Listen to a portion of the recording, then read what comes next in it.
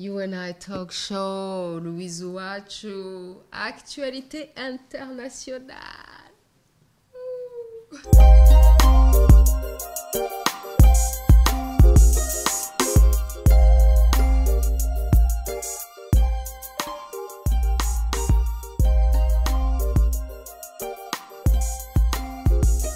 Merci, chers auditeurs internationaux, partout où vous êtes dans le monde. Louise Ouachou, You and I Talk Show de Vancouver. Aujourd'hui, on fait une analyse de l'actualité Nubie, Kamita, Afrique internationale. On fait une analyse avec le grand des grands, Zwamba Simanga, qui est au Québec. Et moi, je suis à Vancouver, en Colombie-Britannique. Il est chez les francophones, je suis chez les anglophones.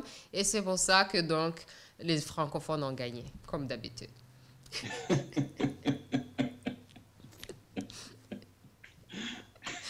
Merci, cher Zwamba Simanga, d'être avec nous. C'est vraiment un grand plaisir de vous avoir sur notre nouveau format, d'essayer d'enregistrer avec tout le monde sur la caméra. Oui, en tout cas, très heureux d'être là pour la première fois en vidéo. On avait déjà fait d'autres shows à la radio, donc je suis ravi d'être là dans ce nouveau format et dans d'autres formats à venir. Oui, vraiment, on essaye innover tous les jours jusqu'à ce qu'on puisse communiquer avec les gens le mieux possible, quoi. Oui, en tout cas, félicitations encore pour cette initiative. En tout cas, les lendemains sont meilleurs. Merci. Je ne serais pas satisfaite tant que je ne ferais pas ça sur le continent quand même. Oui. Faire ça au Canada, c'est trop facile. C'est ça. Non, c'est trop facile. Mais il faut bien commencer quelque part. Oui. Alors, merci d'être avec nous. Alors, aujourd'hui, on fait une analyse de l'actualité Kamita. Alors, on va essayer d'avoir les trois grandes nouvelles. C'est quoi, selon vous, la première grande nouvelle sur le continent, là, une nouvelle internationale qui, selon vous, est importante? Et puis aussi, comment est-ce que vous pouvez décortiquer cette information et vraiment dire aux gens ce qui se passe réellement? Bon, en fait, il y a beaucoup de choses qui se passent. Difficile de faire un choix et dire qu'il y en a un qui est plus important que l'autre. Mais bon, on va parler, c'est-à-dire que, évidemment, il y a les événements qui se sont déroulés au Kenya, qui sont un peu tombés comme un cheveu dans la soupe de l'actualité du moment parmi tant d'autres. On ne peut pas passer à côté. Donc cet événement tragique qui a coûté à la vie à beaucoup de personnes, c'est le premier, disons, événement majeur que qu'on peut soulever. Oui, vraiment le Kenya, c'est trop personnel pour moi parce que j'ai vécu au Kenya, j'ai grandi au Kenya, je suis allée à l'école au Kenya.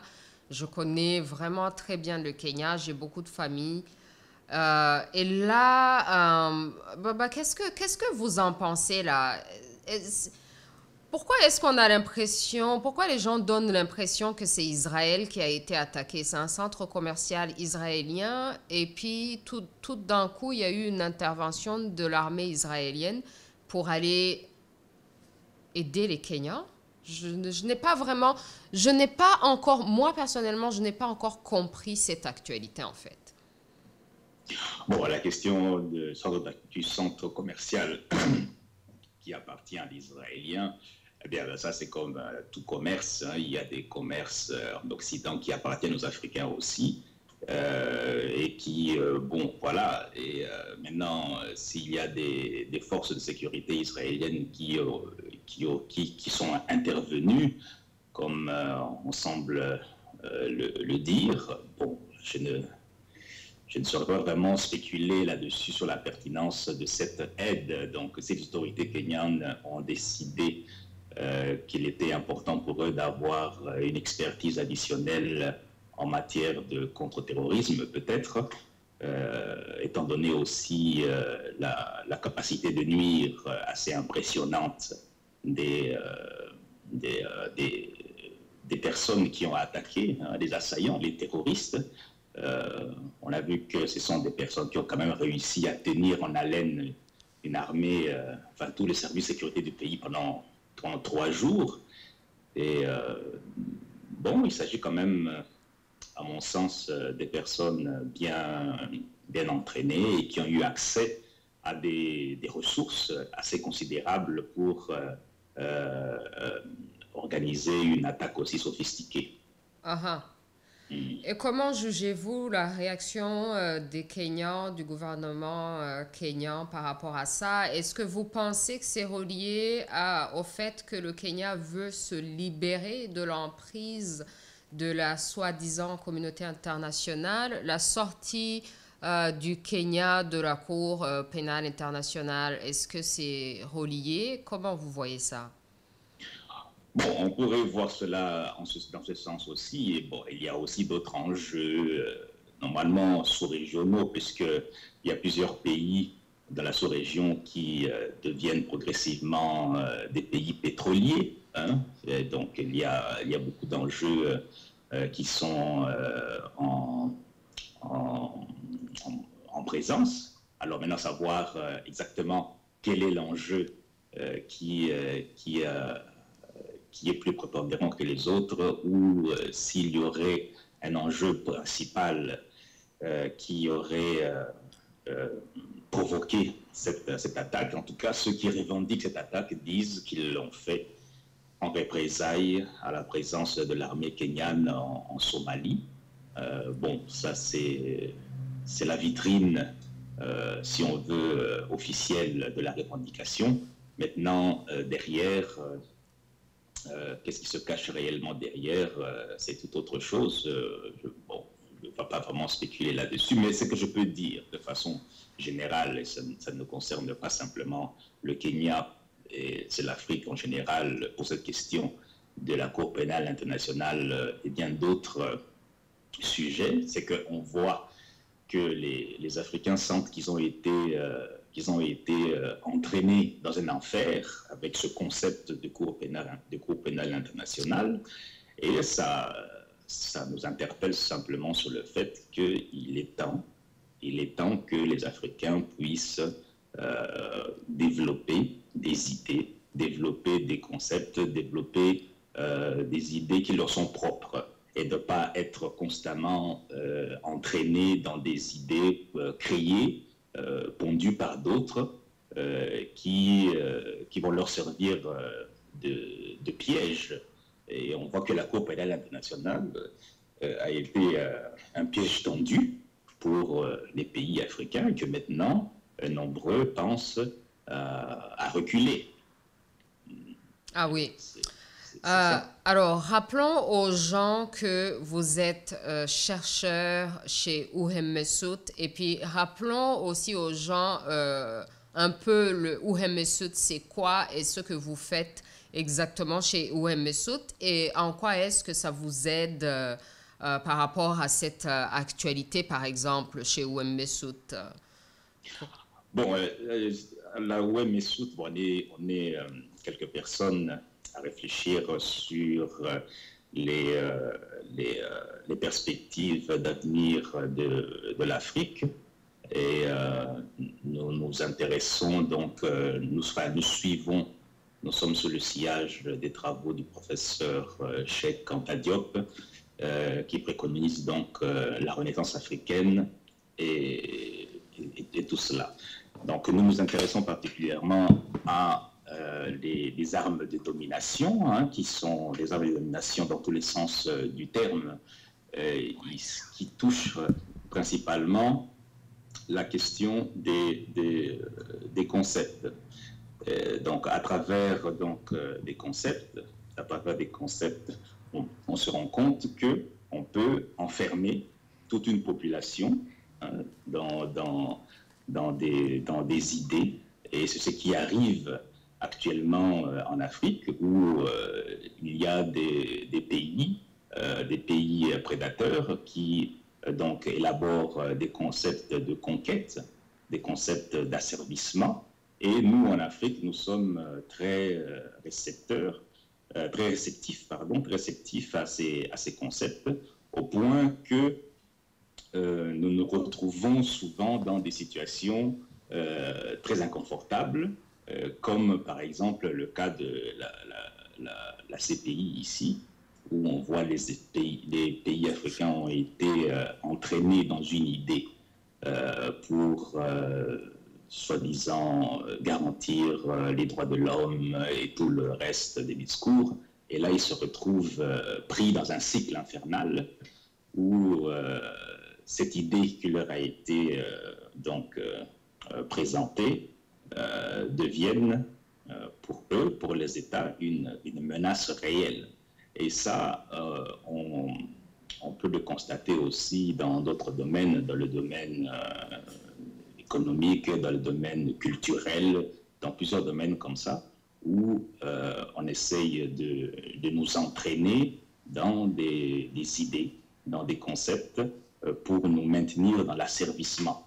Alors, c'est donc cela que nous considérons comme étant des armes de domination et nous nous intéressons principalement à cette thématique-là parmi nous.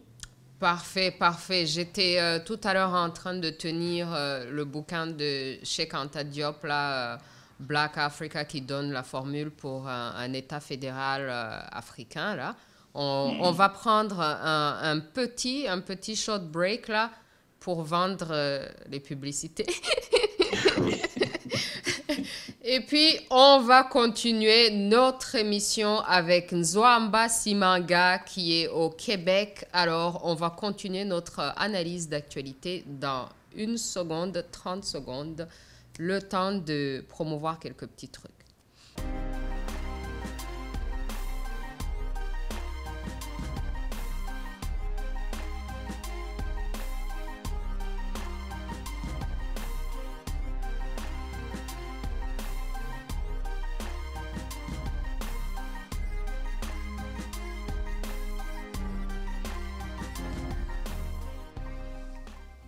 My international people, merci de nous suivre. Louise Ouachou de Vancouver en train de parler avec le grand des grands lacs Nzwamba Simanga qui est au Québec, l'autre partie du monde, l'autre partie du Canada, et notre émission est en français aujourd'hui.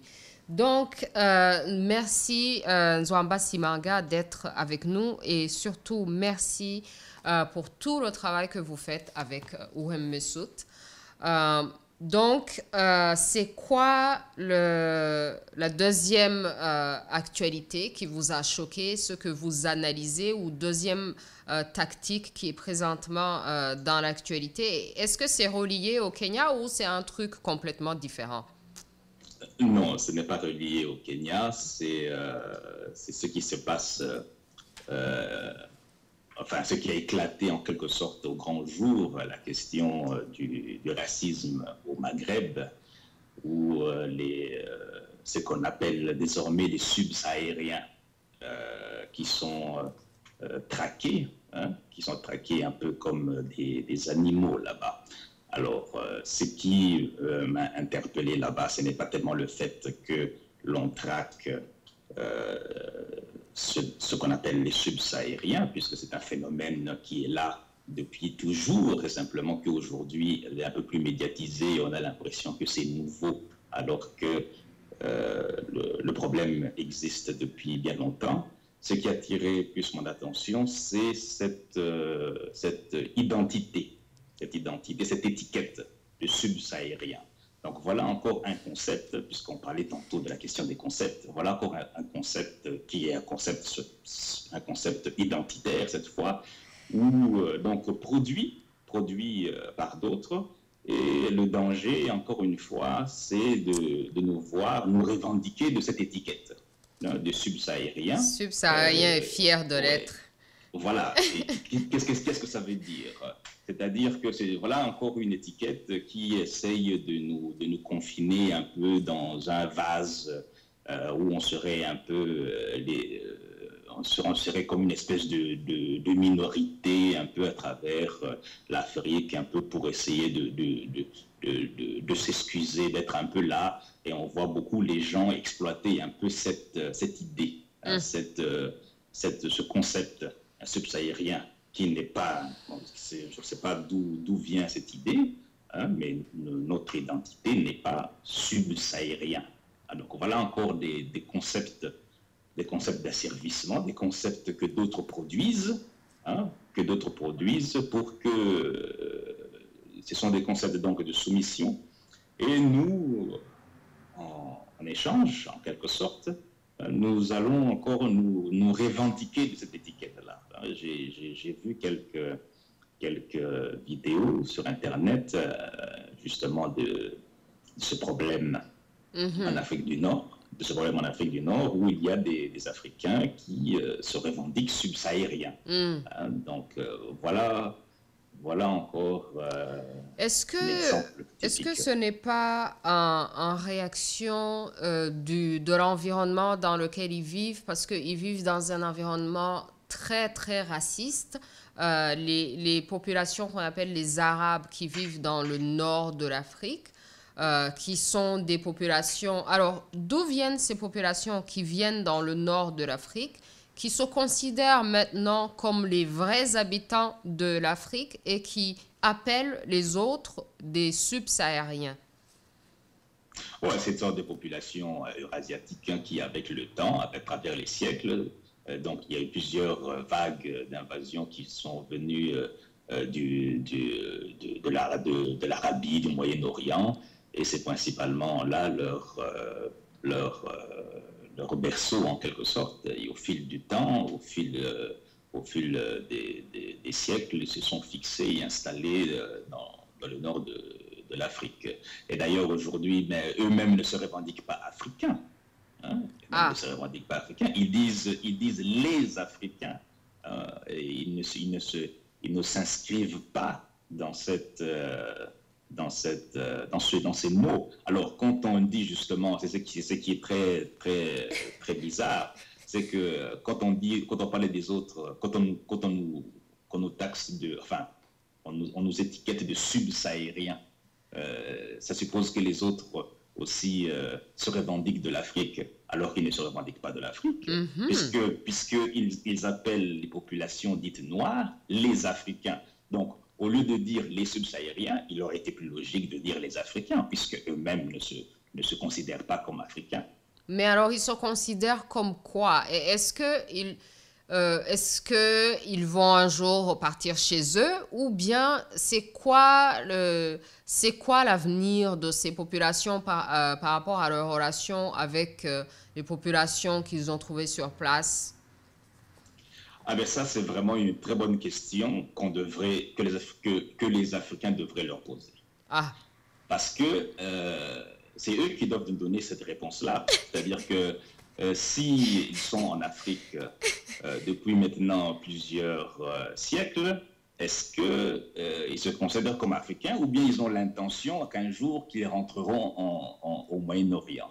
C'est la question que les Africains doivent le poser très sérieusement, parce que ce qu'on a vu éclater dans les médias au grand jour existe depuis un bon moment là-dedans, et ce n'est pas normal, sans compter aussi les problèmes de racisme des populations noires qui sont là. Quand je regarde des cas de racisme qui existent, qui sont rapportés en tout cas en Tunisie, des Tunisiens noirs eux-mêmes et des autres, des Marocains noirs, etc., etc.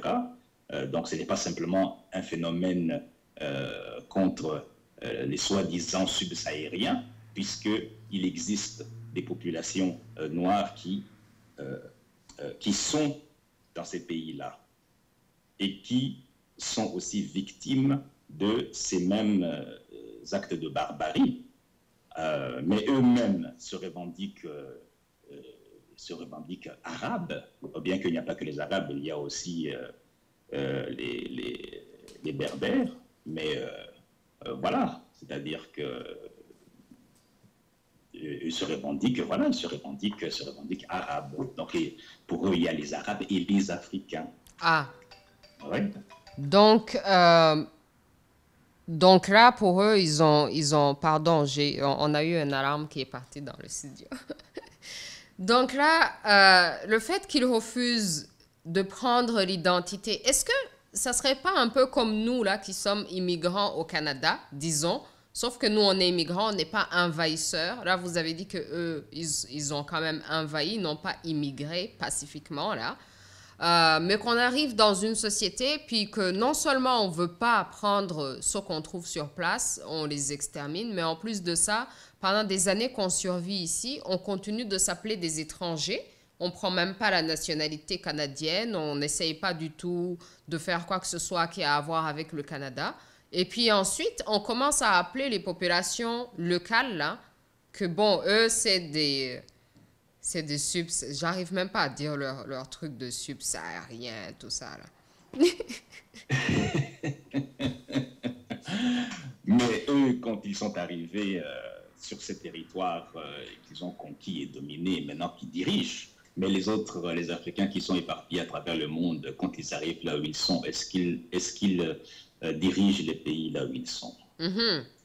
Ils ne dirigent pas les Donc, pays là où si ils nous, sont. on dirigeait les pays là où on est, on pourrait dire aux populations locales que, bon, ils n'ont qu'à rentrer chez eux au sud. Mais il faut peut-être essayer de regarder le comportement des populations africaines qui sont dans les Caraïbes et dans les Antilles, leur relation avec les populations autochtones, en tout cas du moins s'il en reste encore, ceux qui n'ont pas été complètement décimés, pour voir si la comparaison avec ceux qui sont, quoique ceux qui sont venus aux Caraïbes ne sont pas arrivés là de leur propre gré, Hmm, hein, ne sont pas arrivés là-bas de leur propre gré, donc c'est difficile de faire un peu des parallèles, ouais. mais en tout cas, si on observe les choses de façon assez globale, en général, les populations africaines ne cultivent pas la haine des autres. Hmm, Ne cultivent pas la haine des autres. Quand je veux dire, évidemment, on va me ramener les problèmes qu'il y a entre Hutu, Tutsi, etc. Et tout le reste. Mais bon, on connaît la généalogie de ces problèmes-là. Mais philosopher sur le racisme et l'infériorité d'autres peuples de la manière dont on le constate en général dans l'Afrique du Nord. Je ne pense pas que les Africains font subir aux autres le même traitement.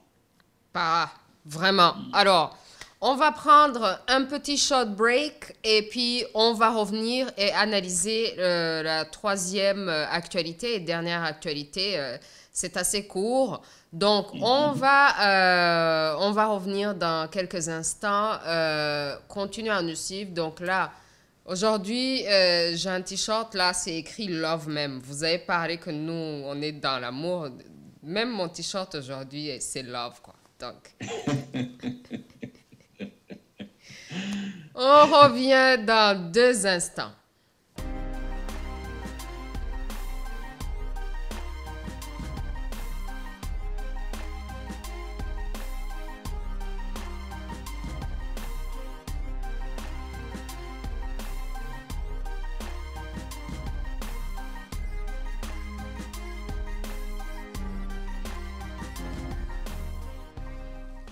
My international people, merci de nous suivre. Louise Ouachou, You and I Talk Show de Vancouver. Écrivez-nous, envoyez-nous vos questions. On va les répondre avec nos spécialistes, nos experts. Et donc aujourd'hui, comme tout à l'heure, on est avec le grand des grands Nzwamba Simanga qui nous parle d'une analyse de l'actualité en général, en global, du continent Kamita. Et là, on arrive à notre dernier et troisième analyse, donc démascation de l'actualité, un truc que lui a repéré. C'est pas un truc que moi j'ai repéré, c'est un truc que lui il a repéré. Alors, dites-nous, c'est quoi le troisième et le dernier truc alors on devrait faire attention? Bon, c'est-à-dire que bon, il y a quelque chose qui a attiré mon attention, c'est le déménagement d'une entreprise suédoise de fabrication de vêtements en Éthiopie, donc de la Chine en Éthiopie, et d'autres entreprises chinoises qui quittent la Chine pour aller s'installer en Éthiopie ou ailleurs en Afrique parce que la main-d'œuvre est moins chère qu'en Chine. C'est-à-dire que donc on constate que les travailleurs chinois demandent un peu plus en salaire et donc les entreprises donc, vont à la recherche d'une main-d'œuvre encore plus cheap, si on pourrait dire, ailleurs. Et évidemment, c'est en Afrique qu'ils sont allés encore s'installer. Waouh! Ah, ben, là, j'étais en train de me dire, est-ce que ça peut exister qu'on peut avoir plus cheap que les Chinois?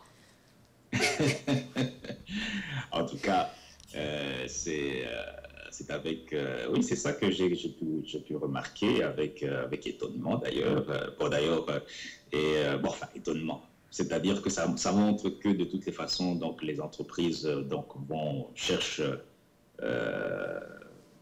en quelque sorte un travail, on pourrait dire gratuit, on cherche des nouveaux esclaves en quelque sorte. Donc si vous coûtez un peu plus cher, on vous laisse pour aller chercher encore presque gratuit ailleurs. Uh-huh. Et Mais voilà. il y a quelque chose que je ne comprends pas.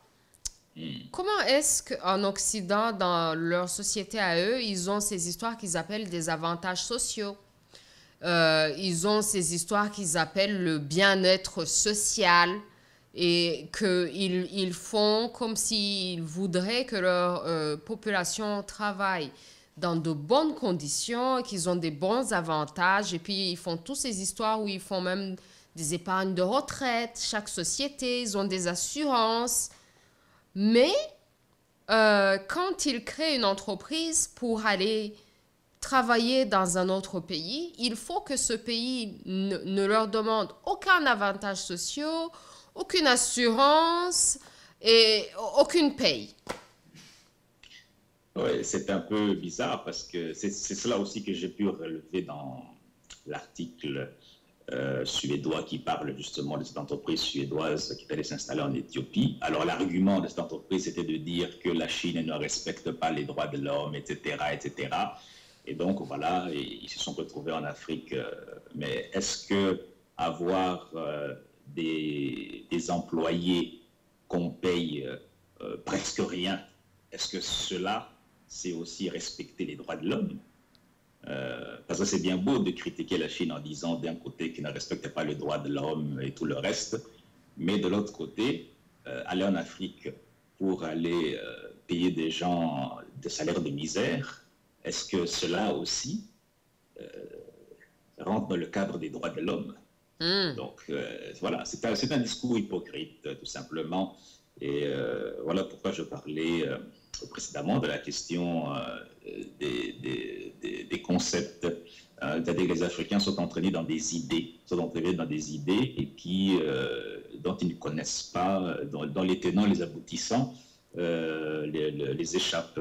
Donc tous ces paradigmes économiques dans lesquels on entraîne les Africains, ces idées d'exportation de la ressource humaine locale à bas prix, etc., etc. Donc voilà des idées, des théories économiques dans lesquelles on entraîne les Africains, et les Africains eux-mêmes ne développent pas des idées, ne développent pas des concepts pour faire face aux problèmes de chômage, aux problèmes de l'oisiveté des jeunes.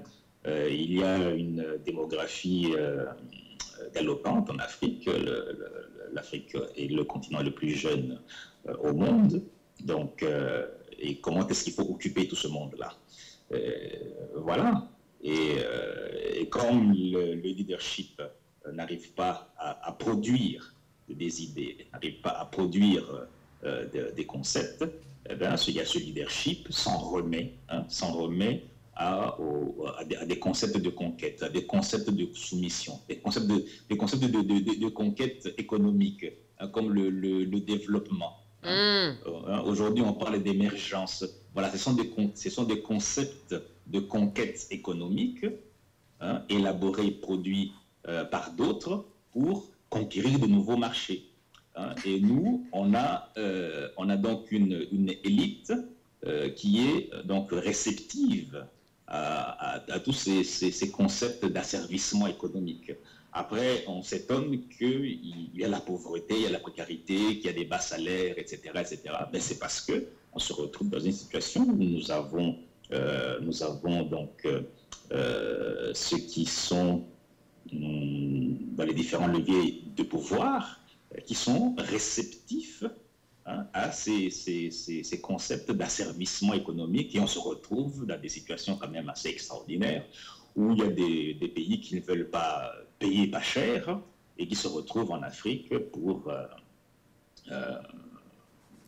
donner des salaires de misère à la ressource humaine locale. Ah, donc Ouais. ça, c'est votre façon gentille là, et honorable de dire qu'on a des traîtres à la tête des pays africains qui vendent leur population à des acheteurs d'esclaves européens, occidentaux, peu importe d'où ils viennent.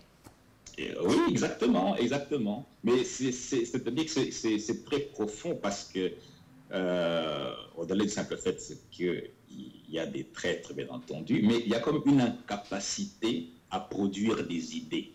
C'est ça le fond du problème, en fait. Il y a comme une incapacité à produire des idées, à produire des concepts. C'est-à-dire que devant les problèmes, devant la férocité de la prédation à l'échelle internationale, alors, il y a comme de la part des Africains, une faiblesse, une incapacité à produire des idées pour faire face à tous ces problèmes.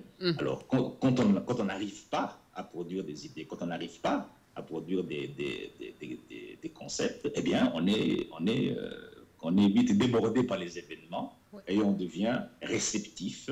Hein, on devient réceptif à des idées déjà préfabriquées, toutes faites, bien emballées, et on nous promet monde des merveilles, ça va marcher, mais ça ne marche pas.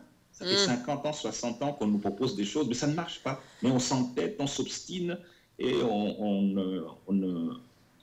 ne prend pas des décisions, on n'a pas suffisamment de volonté de prendre une distance et de produire soi-même ses propres idées. Ouais. Alors, c'est vraiment un point important que vous venez de soulever, ce qui veut dire qu'on va faire la suite de cette émission. Et alors là, à la suite de cette émission, on va proposer 3 grandes idées.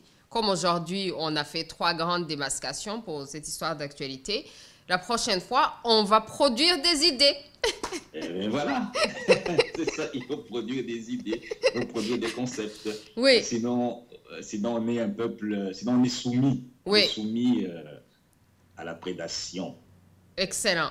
Donc, on vous redonne rendez-vous. On espère que vous serez disponible encore à l'avenir. Et oui, dans la prochaine émission qu'on fera avec vous, on va proposer aux gens des idées concrètes sur ce qu'ils peuvent faire en étant chez eux, en Afrique, pour gagner plus d'argent qu'en travaillant pour des entreprises étrangères qui viennent exploiter la main-d'œuvre, les ressources humaines africaines à des salaires d'esclaves.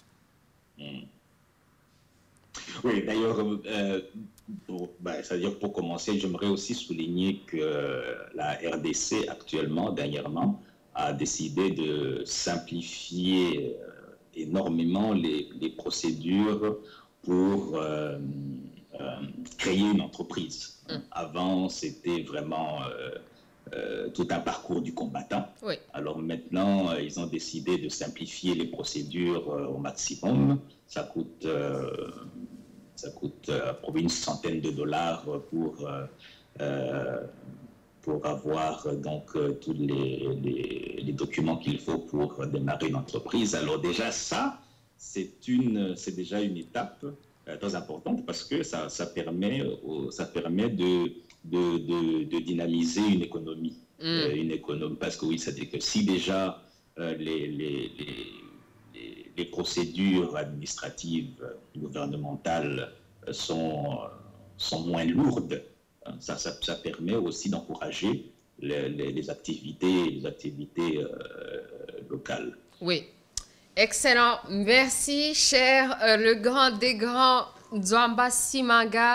Merci d'avoir été avec nous. C'est vraiment court, c'est trop court, mais c'est le nouveau format que nous avons. Donc, mais on se donne quand même rendez-vous bientôt. Et puis, la prochaine fois, on apportera des solutions. Oui, nous allons discuter de tout cela. Oui. Alors, passez une très belle soirée et puis donc on se reparle très bientôt.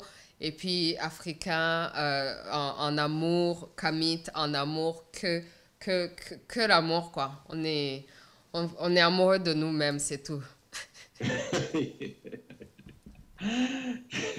Merci beaucoup de l'invitation dans le nouveau format et bonne continuation.